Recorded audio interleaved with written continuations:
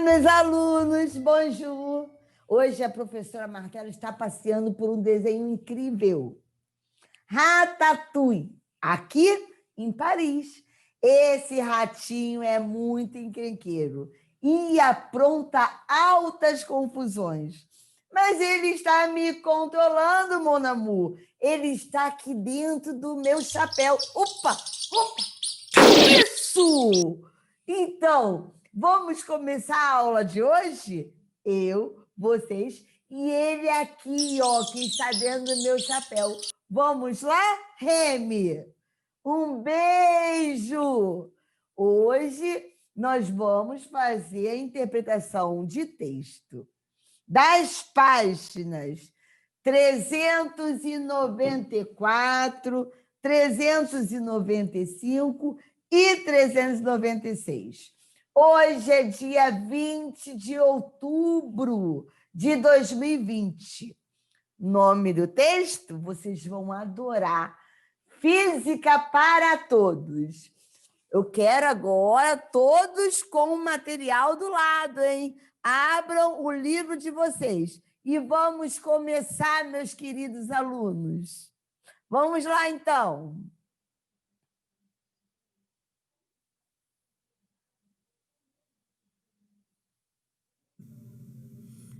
Olá, meus queridos alunos do Colégio Penha Gabriel.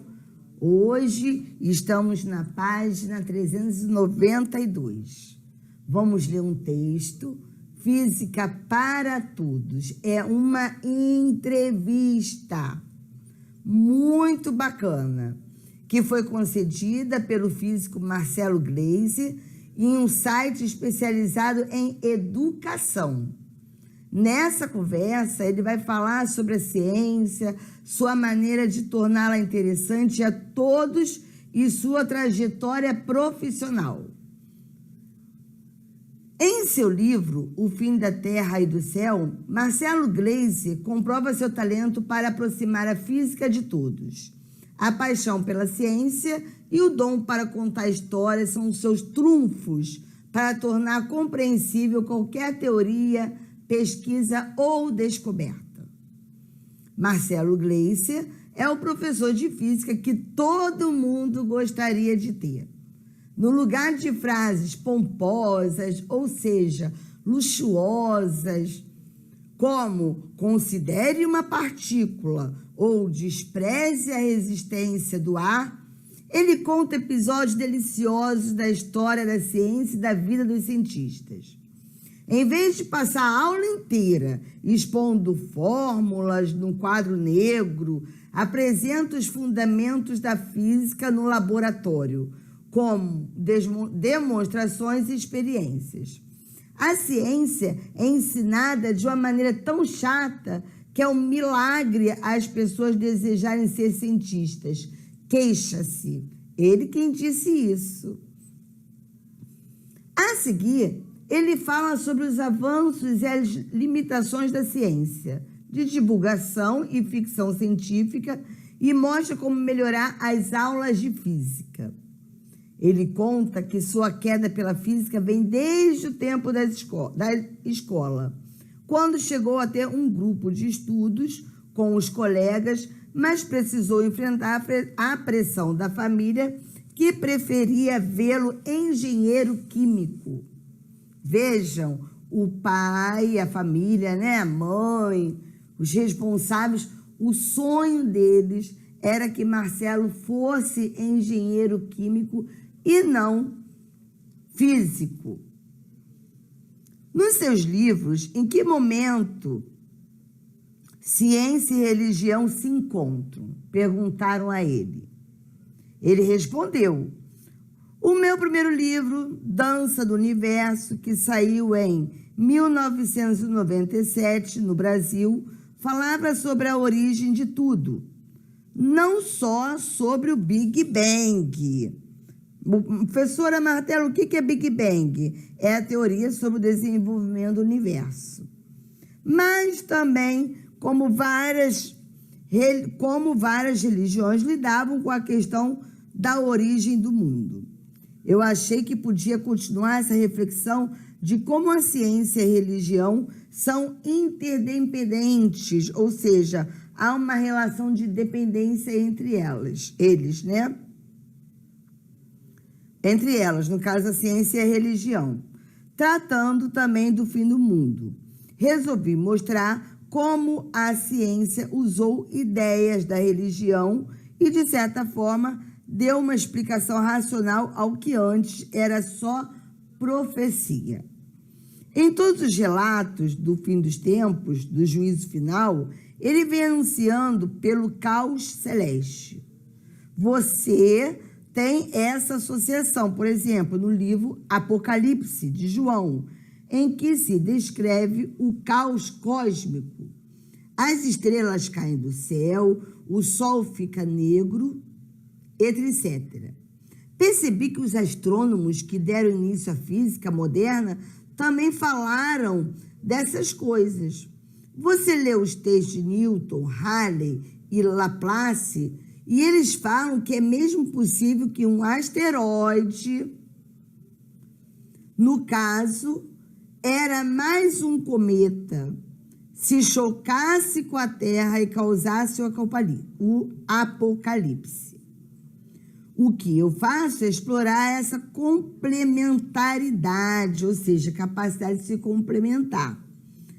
O que eu faço é explorar essa complementaridade da ciência e da religião, mostrando que ambas respondem às mesmas perguntas de maneira diferente. Por que nem todo avanço científico e tecnológico tem sido capaz de diminuir o número de pessoas que se voltam para o esoterismo? Professora Martelo, o que é esoterismo? É uma doutrina baseada nos fenômenos sobrenaturais.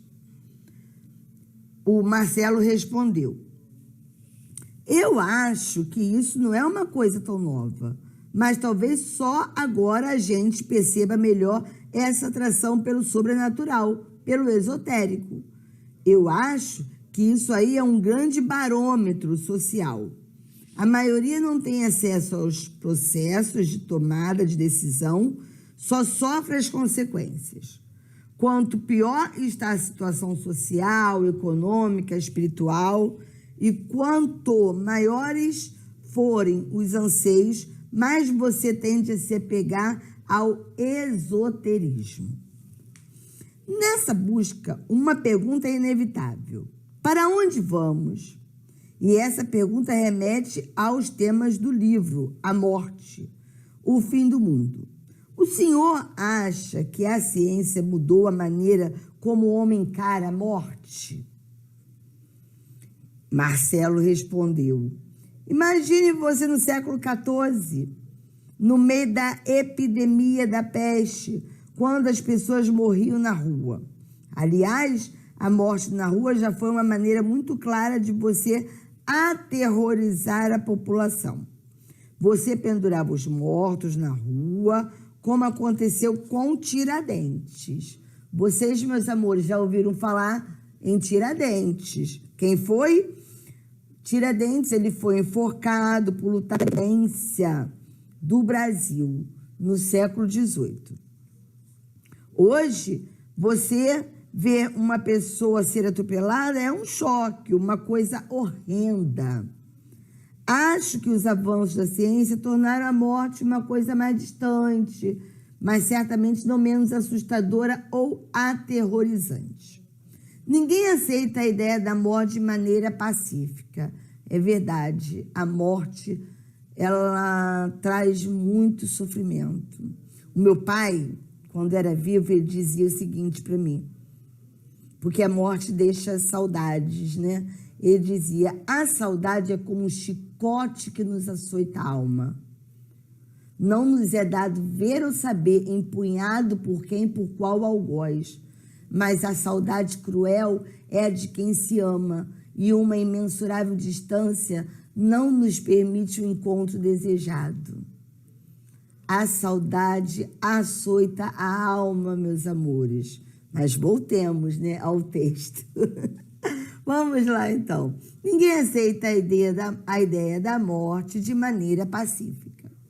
Todo mundo se questiona sobre a origem de tudo e sobre o fim. Por quê? Porque nós somos uma espécie que tem a bênção e a maldição de perceber a passagem do tempo e ser consciente da própria morte. Eu falo que isso é uma maldição porque causa muita dor, muito sofrimento, mas, por outro lado, acho que dá vazão a muito da criatividade humana. Eu acho que muito da poesia, da pintura, das artes, olha a poesia que a Martelo disse, né? Recitou aqui um pedacinho. Foi criado justamente por causa do anseio nosso de preservar, de alguma forma, nossa permanência aqui no planeta. A ideia do curso Física para Poetas que o senhor criou é resgatar a história da ciência e levar demonstrações e simulações para a sala de aula? Ele respondeu: esse é um recurso que eu acho que toda a Universidade do Brasil deveria ter. Ele consiste basicamente em dar um curso de física e astronomia para pessoas que não vão ser cientistas. A pessoa vai fazer letras, cinema, medicina e vai fazer esse curso também. Por quê? Porque o curso mostra como a ciência funciona, como ela foi criada dentro do contexto histórico. Hoje, o curso mais popular da universidade. Hoje é o curso mais popular da universidade. Acabei de dá-lo no semestre passado e a turma tinha 182 alunos, que é muita coisa para qualquer universidade. E a turma ficou cheia, hein? Muitos interessados. Como o senhor era nos seus tempos de escola? Eu era um CDF, mas era normal também. Ele ria. Tocava violão, jogava vôlei. Jogava vôlei. Fui até campeão brasileiro quando eu estava no 2º ano do colegial. Aliás, o Bernardinho era meu levantador na seleção carioca. O Bebeto de Freitas era o técnico. Por outro lado, eu estudava muito. Desde o primeiro científico, lá pelos 15 anos, já tinha um grupo de estudo de física. Nosso negócio era toda semana ler e discutir os artigos da Scientific American e livros de divulgação científica um pouco mais técnicos. Lemos juntos um livro do próprio Einstein chamado Princípios da Relatividade. E havia a orientação de alguém? Ele respondeu: não, fazíamos tudo sozinhos mesmo. Não tínhamos um guru. Mas, em geral, eu imagino que os professores do ensino médio possam ajudar grupos de estudo indicando leituras. Quisera eu que, na minha época de aluno, houvesse os livros de divulgação científica que existem hoje. Para mim, foi uma batalha tomar a decisão sobre que caminho seguir. Eu acabei fazendo engenharia química por 2 anos e só depois me transferi para o curso de física. Se eu tivesse lido esses livros quando era criança, aos 15 anos, não teria a menor dúvida de que era isso mesmo que queria fazer. Além da falta de livros, o senhor teve de enfrentar a pressão da família quando optou por seguir a carreira numa área de ciência pura? Sabe o que ele respondeu? Vamos lá, então. Com meu pai mesmo, tive certo atrito quando saí do curso de engenharia para o de física. Ele não gostou dessa ideia nem um pouco. Eu falei que ia sair da Universidade Federal do Rio de Janeiro para fazer o curso de física da PUC, uma conceituada faculdade, né, no Rio de Janeiro, que era o melhor na época. Ele respondeu que não ia pagar. Eu que me virasse. Eu fui e me virei. Pena que ele não esteja aqui para ver o que aconteceu com o filho rebelde. E ele termina com risos. Meus amores, eu adorei a entrevista desse físico, Marcelo Gleiser. Nós vimos, então, um pouco da vida pessoal dele. Agora, na página 394, nós vamos para o vocabulário desconhecido. Vamos lá, então? Trunfos, aquilo que dá vantagem para conseguir algo. Pomposas, realizações com grandes luxos. Estamos vendo aqui os significados. Complementaridade, capacidade de se complementar. Esoterismo, doutrina baseada em fenômenos sobrenaturais. Barômetro, o que é? Aparelho que mede a pressão atmosférica. Horrenda, terrível. Vazão, ato ou efeito de vazar. Anseio é um desejo intenso.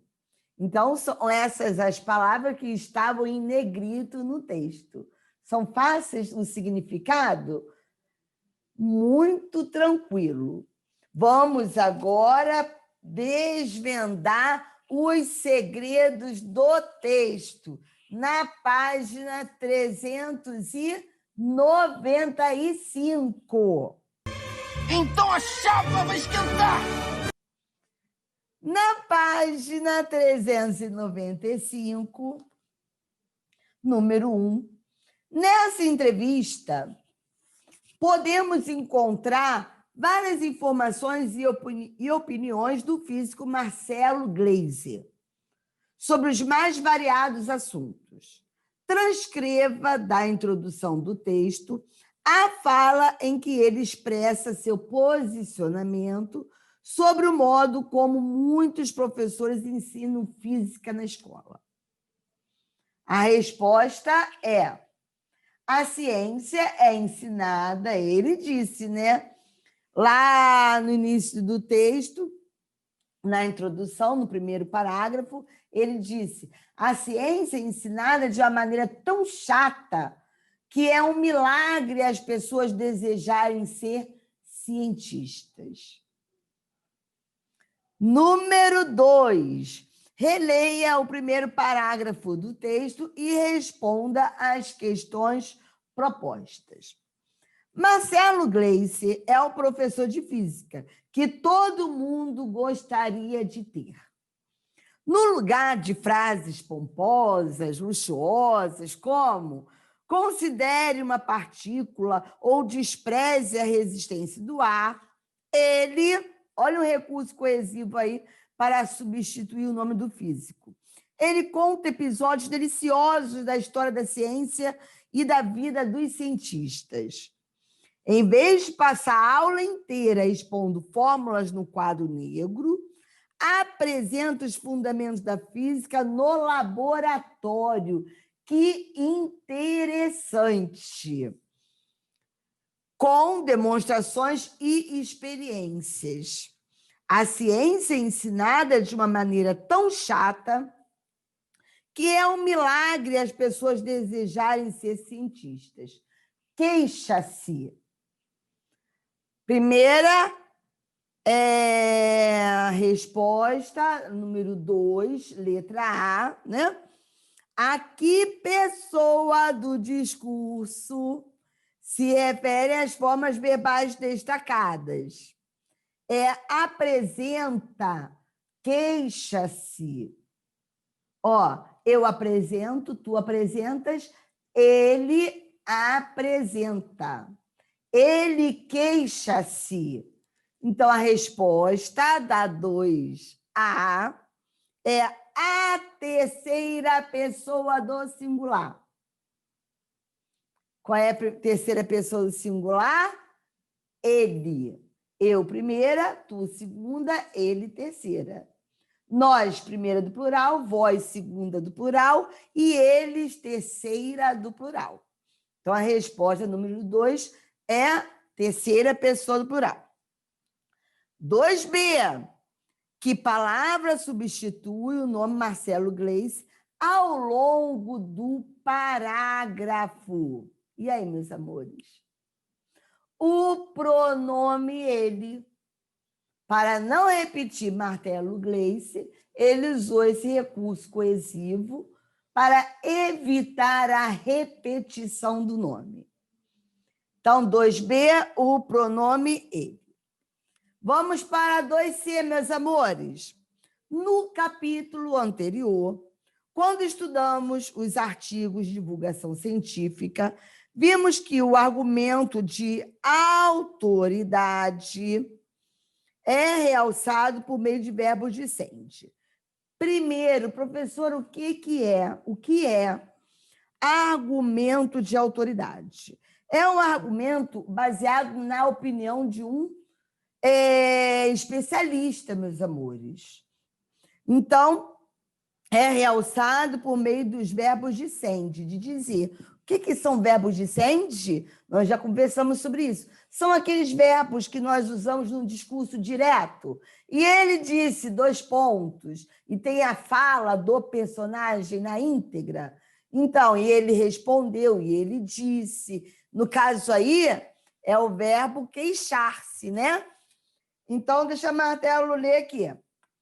É realçado por meio dos verbos dicente. Os verbos dicentes são aqueles que utilizamos num discurso direto para indicar o modo como o especialista se expressou por meio de palavras ou pensamentos ao passar as informações. O emprego desses verbos também é comum nas entrevistas. Identifique no trecho um exemplo dessa ocorrência. Então, 2C é o verbo queixa-se. Vamos para número 3. No trecho, ele conta que a sua queda pela física vem desde os tempos da escola. Indique um sinônimo para a palavra queda. A Martelo colocou aí admiração. Ok? Vamos, então, para a próxima página, 396. Eu quero dizer que eu sempre tive também muita vontade de ser professora. Essa minha queda também é desde a adolescência. Vamos lá, meus amores, página 396. Que fofo nosso slide. Meus amores, eu sou apaixonada por esses slides. Vamos lá? Considerando as informações apresentadas no texto, analise as proposições abaixo. V para verdadeiro e F para falso. Vamos lá? Letra A. Por ser cientista, Marcelo Gleice nunca escreveu sobre religião? Falso! Ele escreveu sobre religião, sim. Letra B. Alguns físicos modernos escrevem sobre temas que aparecem também em livros bíblicos. Verdadeiro. C. Os pais de Marcelo Gleice sempre o apoiaram em suas decisões. Não. Não, o pai queria que ele fosse engenheiro químico, estão lembrados? Então, C, falso. Vamos lá. A, falso. B, verdadeiro. C, falso. D, a ciência e a religião tratam de temas semelhantes, porém, muitas vezes, sob pontos de vista distintos, diferentes. Verdadeiro.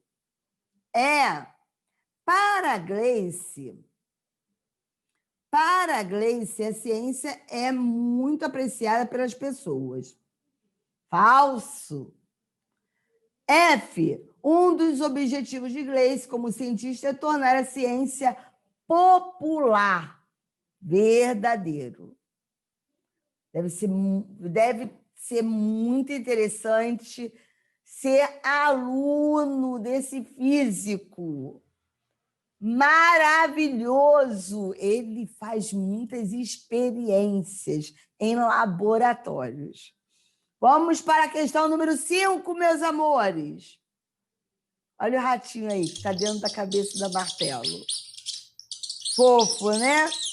5. De acordo com a entrevista, Marcelo Gleice poderia ter seguido uma carreira muito diferente de física, ou da física ou da engenharia. Que carreira era essa? Você é um rato inteligente. Me conta. A carreira de jogador de vôlei. Disse que era muito bom jogador. 6. Gleice tinha ou não talento para exercer essa outra carreira? Sim. Ele foi até campeão? Sim. 7. 7A e 7B. Vamos lá. 7. Como vimos na primeira parte deste capítulo, a entrevista muitas vezes apresenta o ponto de vista do entrevistado sobre os temas abordados. Por esse motivo, normalmente, as entrevistas são textos predominantemente argumentativos. Ele apresenta, né, a opinião dele. Por meio dessas opiniões, podemos perceber a forma como ele vê o mundo, suas preferências, suas ideias. Pensando nisso, analise a opinião de Marcelo Gleiser expressa no período a seguir. Estão com o livro. Olha só a opinião dele. Esse é um curso que eu acho que toda universidade no Brasil deveria ter. Para defendermos uma opinião, é importante justificarmos motivos que nos levam a defendê-la. Tecnicamente, chamam essas justificativas de argumentos. Sabendo disso, indique 2 argumentos que Marcelo Gleiser utiliza para defender a opinião acima. A 7A, argumento 1. Consiste em um curso de física e astronomia para pessoas que vão ser cientistas. E o argumento 2, do Marcelo? O curso mostra como a ciência funciona, como ela foi criada dentro do contexto histórico. Isso aí é 7A, né? Argumento 1 e argumento 2. Vamos para a 7B.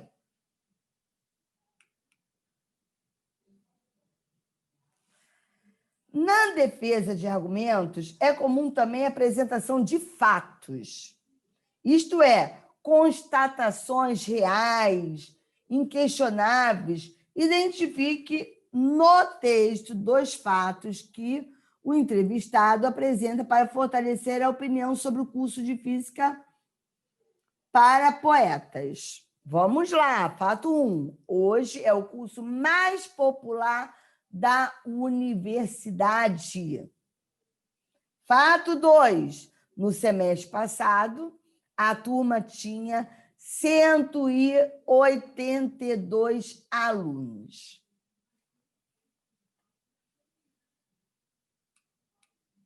Meus amores, chegamos ao final. Chegamos ao final e a Martelo teve uma ideia. Já que eu estou aqui em Paris... Paris agora, rapaz! Minha cidade! Ó,